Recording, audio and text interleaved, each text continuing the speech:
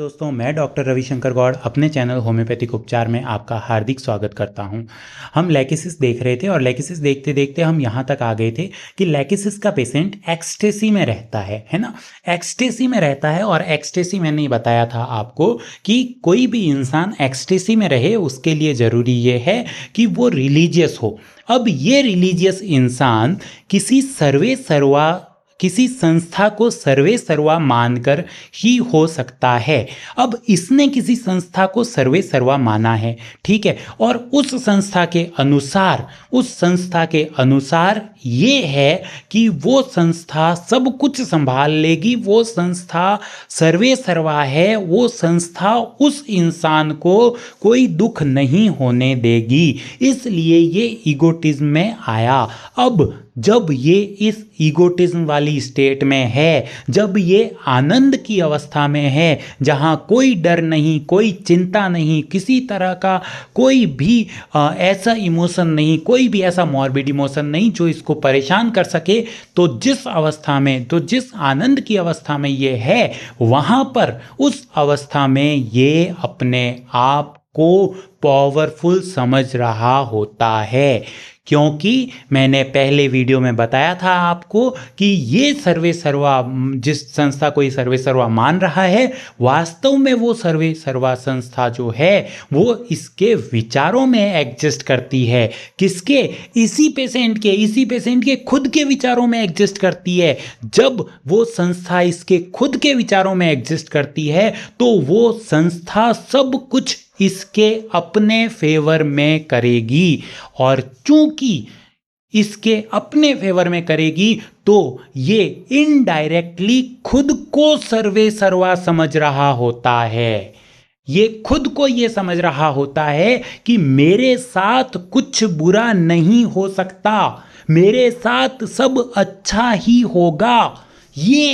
ये जो है वो इस तरह की फीलिंग को जी रहा होता है। ये जो इस तरह की फीलिंग को जी रहा होता है, इसको इस फीलिंग में बहुत आनंद आता है, इसको इस फीलिंग में बहुत मज़ा आता है। इसको कहते हैं लव पावर ऑफ। ये लव पावर ऑफ की फीलिंग में जी रहा है, पावरफुल में है ये। मतलब इसको ऐसा लग रहा है कि मैं पावरफुल हूँ। मैं पावरफुल क्यों? क्योंकि सर्वे सर्वा जिसको मैंने मान लिया वो कहाँ एग्जिस्ट कर रही है? वो मेरे विचारों में एग्जिस्ट कर रही है। और चूंकि वो मेरे विचारों में एग्जिस्ट कर रही है, इसका इनडायरेक्ट मतलब ये होता है कि ऐसे लोगों को ये लगने लगता है कि मैं ही भगवान हूँ। अब जब ये अवस्था किसी इंसान की जिंदगी में आ जाती है, तब उसमें एक फीलिंग का जनरेशन होता है जिसको कहते हैं द फीलिंग ऑफ पावर।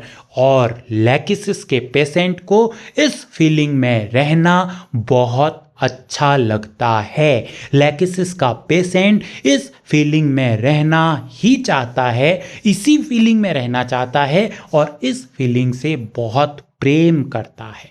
बस ये जो चीज़ है, यहाँ से लेकिसिस बीमार पड़ना शुरू होता है।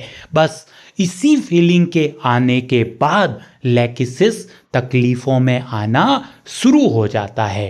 कैसे शुरू होता है, अब इस चीज को समझो। अब आपने मान लिया कि एक सर्वे सर्वा संस्था है जो सब कुछ सही कर रही है, और ये संस्था आपके दिमाग में है, ये संस्था आपके विचारों में एग्जिस्ट कर रही है। अगर देखो, जिंदगी में हमेशा दिन के बाद रात होगी। ऐसा कोई इंसान नहीं है जो ये कह दे कि मेरी जिंदगी में रात है ही नहीं। ऐसा हो ही नहीं सकता। दिन के बाद रात आती है। एक कहते हैं, अपने बड़े बुजुर्ग कहते थे कि दिन में 3 बार छाया बदलती है ना। तो इसी तरह से हर इंसान की जिंदगी में फ्लक्चुएशंस आती हैं। जब लेकिसिस की जिंदगी में फ्लक्चुएशंस आती है, तब लेकिसिस बहुत तकलीफ में चला जाता है। उसके बहुत सारे कारण हैं। पहला कारण, उसका जो पावर होता है वो खत्म हो गया और किसी और चीज़ ने उसको एम्पावर्ड कर लिया। किसी और स्थिति ने उसको एम्पावर्ड कर लिया, क्योंकि जो इंसान पावर में है वो इंसान कभी भी अपनी ज़िंदगी में बुरा थोड़ी होने देगा। अगर कोई इंसान अपनी ज़िंदगी में बुरा होने दे रहा है या किसी इंसान की ज़िंदगी में बुरा हो रहा है तो इसका सीधा मतलब ये है कि उस इंसान का पावर किसी दूसरे ने अपने हाथ में ले लिया है। मतलब he is empowered by someone else, किसी दूसरे के द्वारा उस का पावर ले लिया गया है। अब समझो बात को होता क्या है। क्योंकि लैकिसिस ये समझता है कि भाई मैं तो भगवान को मानने वाला, मैं इतना पूजा पाठ करने वाला, मैं इतना अच्छा, तो अगर मेरे साथ कुछ बुरा हुआ है तो इसका मतलब ये है कि सराउंडिंग में कोई ऐसी बुरी शक्ति है, कुछ ऐसा है जिसकी वजह से मेरी अच्छी स्टेट में तकलीफ आई है।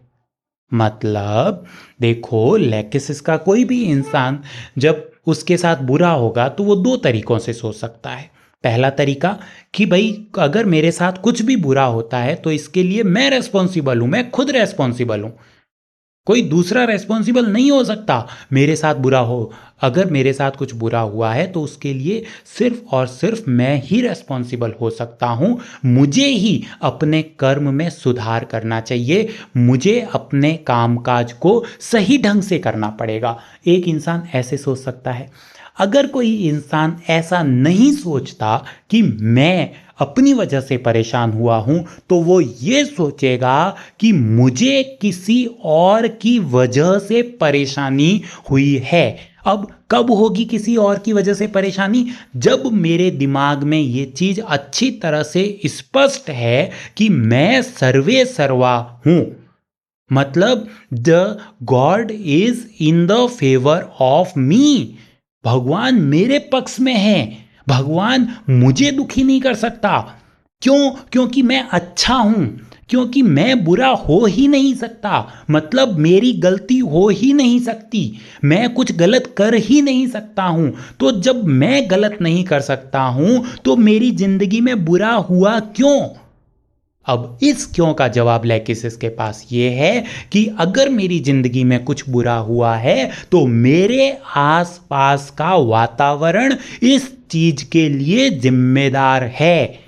मतलब अगर मुझे खांसी हुई है तो इसका जिम्मेदार ये पेंट है, अगर मुझे खांसी हुई है तो इसकी जिम्मेदार ये जहरीली हवा है, अगर मुझे खांसी हुई है तो ये वायरल इन्फेक्शन है, इस वायरस के कारण मैं बीमार हुआ हूँ। मतलब ये कि लैकिसिस की ज़िंदगी में जब भी कुछ बुरा होगा तो वो बुरा उसकी अपनी वजह से नहीं होता, वो बुरा हमेशा उसके इंटरपर्सनल रिलेशनशिप, मतलब उसकी सराउंडिंग, मतलब उन सब चीज़ों ने जिन चीज़ों ने उसको घेर रखा है उन सब के कारण होता है। क्योंकि लैकिसिस खुद बहुत अच्छा बंदा है, क्योंकि लैकिसिस कभी गलत हो ही नहीं सकता। क्यों इसलिए नहीं हो सकता? क्योंकि लैकिसिस तो सर्वे सर्वा है, लैकिसिस तो भगवान है, भगवान कभी गलत नहीं हो सकता।